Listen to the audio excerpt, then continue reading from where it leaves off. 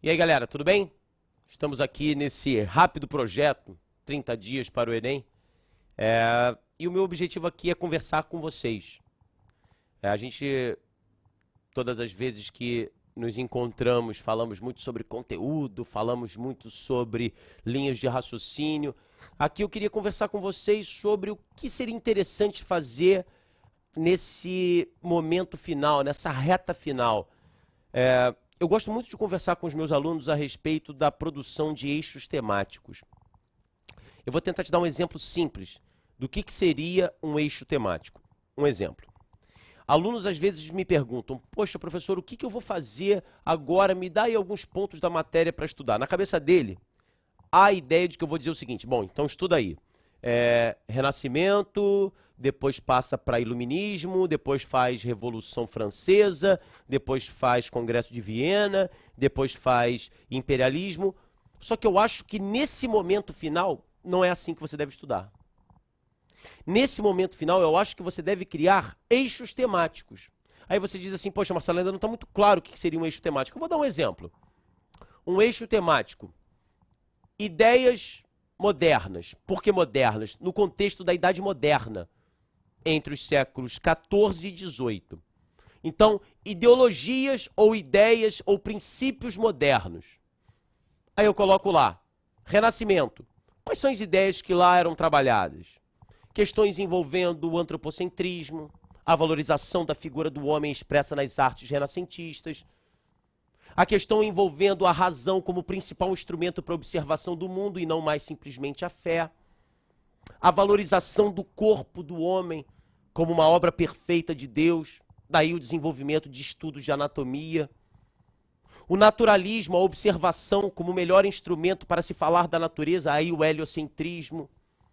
E aí eu lembro que todas essas ideias, elas vão transformando a forma do homem se entender no mundo. O mundo ele se torna menos místico, o que não significa dizer que ele se torna menos religioso, mas ele se torna menos místico e ele se torna mais material, ele se torna mais político, mais humano. E é claro que isso tem efeitos, ou quem sabe isso é uma consequência de questões políticas e econômicas. Nesse mesmo período você tem o fortalecimento da figura do rei, do Estado, e o Estado é burocracia, impostos, manifestos, atas, essa burocratização da vida social, isso é uma questão própria dessa lógica humanista. Por outro lado, você vai ter o desenvolvimento do comércio, a prática do lucro, da usura, moeda, troca promissória, cálculos, quanto eu vendi, quanto eu tenho que comprar. Então o mundo ele vai se tornando mais racional. E aí depois eu partiria para o iluminismo. Como que essa racionalidade se desenvolvendo, ela acaba superando as questões da observação ou dos sentidos mais efetivos para dizer o seguinte, existem coisas que nós temos que descortinar para ver a verdade. E aí surgem novas ideias de liberdade, igualdade perante a lei, direitos naturais do indivíduo, que vão fomentar uma mudança completa naquela lógica. Olha só, então eu falei, aí vem Revolução Francesa, burguesia no poder, desarticulação do Estado absoluto.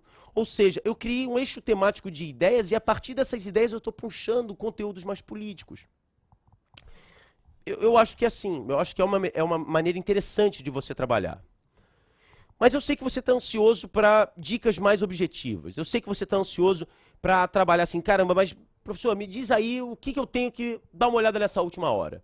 Então eu queria para vocês algumas dicas, mas eu queria muito que você entendesse que essas dicas elas têm que ser trabalhadas dessa maneira.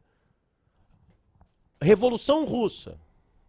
Não é você, vou começar a estudar a Revolução Russa. Revolução Russa.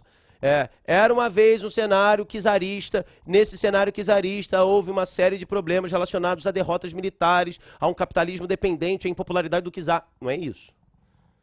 Revolução Russa, o que eu quero que você trabalhe? Qual é o papel da Rússia na Europa? Qual era o seu modelo político, o czarismo? Que fatores teriam explicado o enfraquecimento do czarismo? Como que o desenvolvimento capitalista da Rússia dependente acirrou as desigualdades sociais, o campo cada vez mais concentrado nas mãos dos kulaks, dos grandes proprietários, cada vez mais mazelas urbanas, um proletariado que sofre.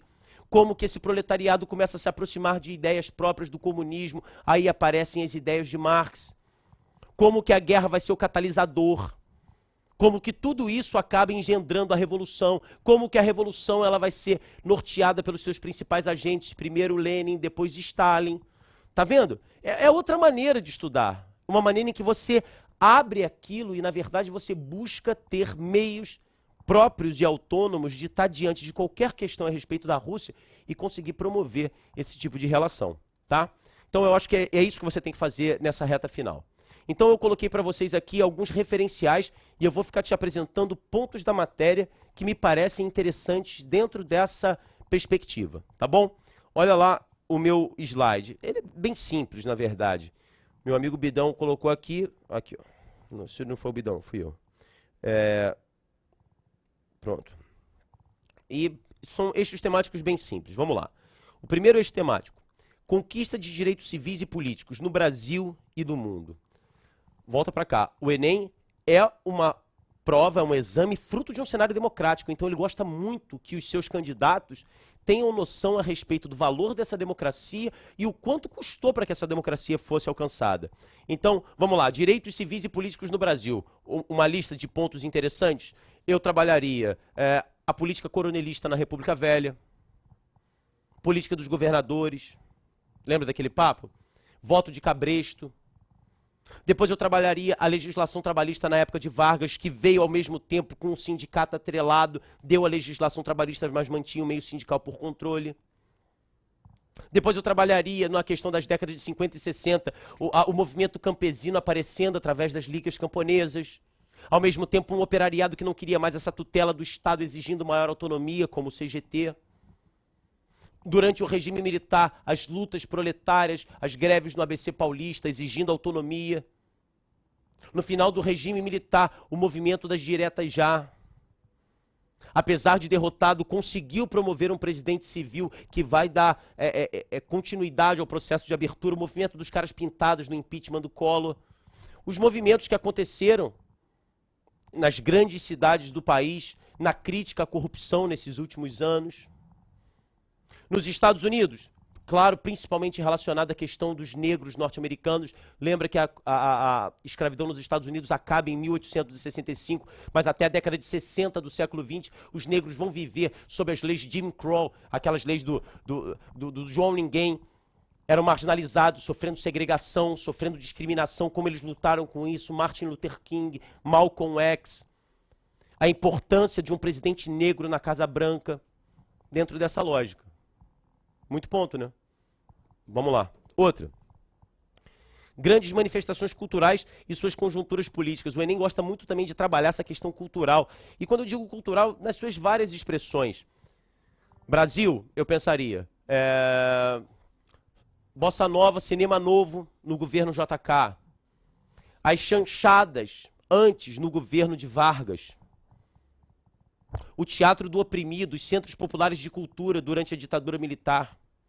O rock dos anos 80, crítico naquele momento de transição para a democracia, com o Traje a Rigor, Barão Vermelho, Paralamas do Sucesso, Ira, aquela juventude que começa a questionar aquela noção de década perdida. No mundo, como foi a questão renascentista? O que a arte renascentista falava sobre o período? No século XX, Guernica, que já apareceu inclusive no Enem, falando sobre a visualização da guerra, o desespero da guerra, no quadro de Pablo Picasso. Como que a arte, o rock dos anos 60 na Inglaterra e depois chegando aos Estados Unidos com Beatles, Rolling Stones, como que essas manifestações culturais falam de seus contextos políticos. Próximo. As grandes ideologias e suas manifestações políticas. Isso aí eu já conversei com vocês. Ideologias, marxismo, manifestação política, Revolução Russa. Como é que foi o anarquismo, a lógica neoliberal, o liberalismo no século XVIII, Adam Smith. Então, as grandes ideologias e seu contexto político, liberalismo burguês, o operariado se manifestando no marxismo, anarquismo. O Enem gosta muito disso, ideologias e seus contextos políticos. E, finalmente, olha lá, o mundo atual. O que eu quero de mundo atual aqui? Iraque, Estado Islâmico, Primavera Árabe, fundamental. Discussões envolvendo a Crimeia, o choque dentro da Ucrânia envolvendo o separatismo ucraniano, a influência russa, o novo jogo de poder da OTAN. Discussões que estão na crista da onda e que você percebe sendo um leitor assíduo. Inclusive da revista do QG, que a gente está sempre colocando atualidades ali. Tá bom? Galera, um grande prazer, um grande abraço e, claro, você sabe que a gente está torcendo por vocês. Tá bom? A gente vai se encontrar de novo em breve. Um abraço.